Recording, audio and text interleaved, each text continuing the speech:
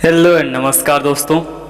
आज हम इस वीडियो में इंग्लिश के फोनेटिक्स के बारे में जानेंगे, क्योंकि यही फोनेटिक्स हमें इंग्लिश पढ़ने के समय वर्ड्स को सही तरीके से उच्चारण करने में सहायता करती है। ये तो हमें पता ही होगा कि इंग्लिश में वर्ड्स का अगर प्रोनाउंसिएशन में गलती होती है तो मीनिंग ही बदल जाता है। इस वीडियो को शुरू करने से पहले आपसे बस एक ही रिक्वेस्ट है, यदि आप चैनल पर नए हैं तो चैनल को सबसे पहले सब्सक्राइब करें और यह वीडियो अच्छा लगे तो लाइक, कमेंट एंड शेयर भी करें। चलिए तब शुरू करते हैं। सबसे पहले हम लोग जानेंगे what is phonetics. Phonetic is a single sound letter of English. अब इससे हमें यह ज्ञात होता है कि फोनेटिक एक सिंगल साउंड लेटर है इंग्लिश का। चलिए अब हम उसके उदाहरणों को देखेंगे, उसके प्रकारों को देखेंगे कि कौन कौन फोनेटिक्स हैं इंग्लिश के। तो सबसे पहला फोनेटिक है ई एज इन बीट, जिसका अर्थ है कंप्यूटर द्वारा प्रयुक्त सूचना का सबसे छोटी इकाई या सबसे छोटा टुकड़ा, और यह हिंदी का ई साउंड से निकला है, जिसको इंग्लिश का शॉर्ट ई के नाम से भी जाना जाता है। ई एज इन इट, इसका उच्चारण थोड़ा सा समय के लिए किया जाता है। दूसरे नंबर पर है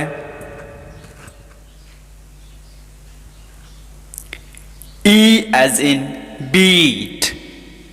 E as in beat, beat का अर्थ होता है पीटना या मारना, और यह हिंदी का दीर्घ ई के साउंड के समान है।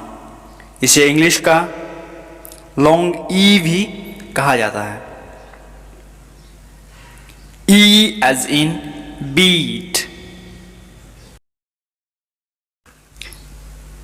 तीसरे नंबर पर है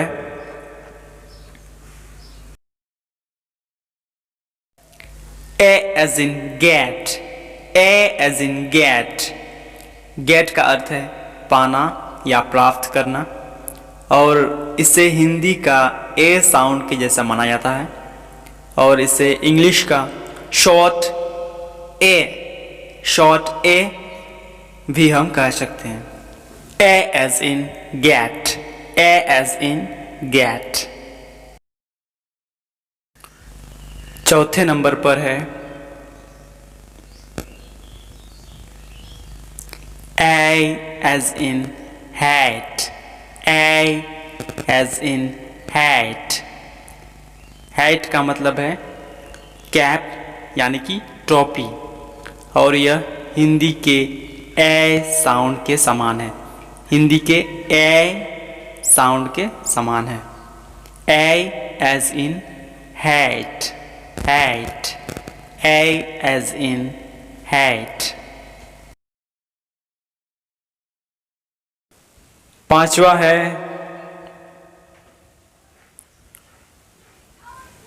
ओ as in but। O as in but, but का अर्थ है लेकिन, और यह हिंदी का ओ साउंड के समान है। ओ as in but।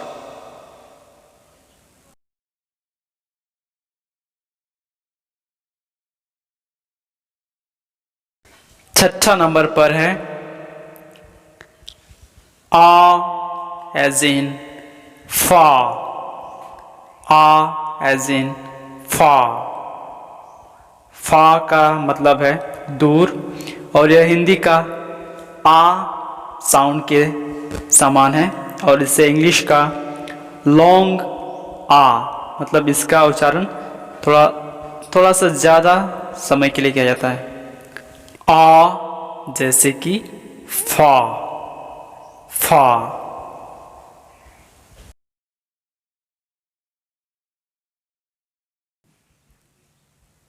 सातवां है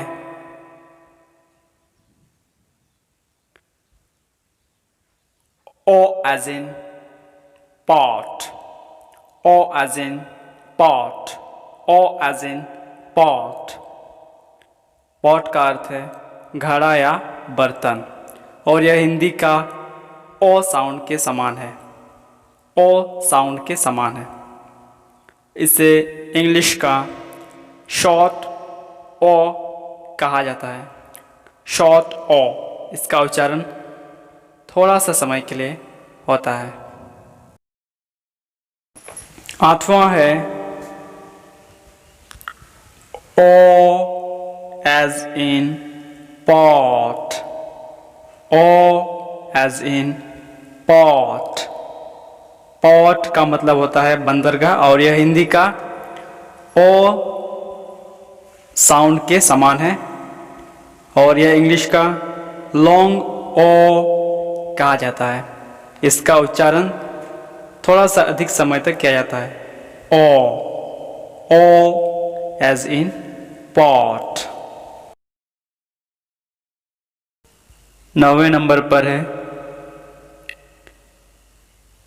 ऊ एज इन पूल, ऊ एज इन पूल। पूल का मतलब होता है खींचना, और यह हिंदी का ह्रस्व ऊ के साउंड के समान है, और इसे इंग्लिश का शॉर्ट ऊ, मतलब इसका उच्चारण थोड़ा सा कम समय के लिए किया जाता है, जैसे कि ऊ एज इन पूल, ऊ एज इन पूल। 10वें नंबर पर है ऊ एज इन पूल, ऊ एज इन पूल। पूल का अर्थ होता है किसी सतह पर जमा पानी या पोखरा। यह हिंदी का दीर्घ ऊ के साउंड के समान है, और इसे इंग्लिश का लॉन्ग ऊ कहा जाता है, जैसे कि ऊ एज इन पूल। 11वां नंबर पर है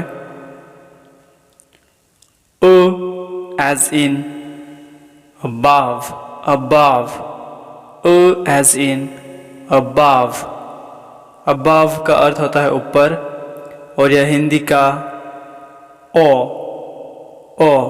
का अ उच्चारण के समय समान लिया जाता है, और इससे इंग्लिश का शॉर्ट अ भी कहा जाता है, O as in above, o as in above। 12वें नंबर पर है o as in bird, o as in bird। bird का मतलब होता है चिड़िया, और यह हिंदी का ओ उसका अ उच्चारण के जैसा लिया गया है, और यह इंग्लिश का लॉन्ग अ साउंड है, लॉन्ग अ, जैसे कि a as in bird. So we have 12 phonetics. First E, E,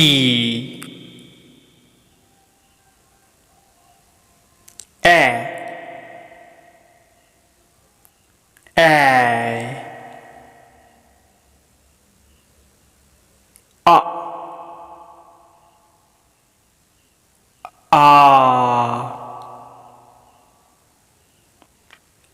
O,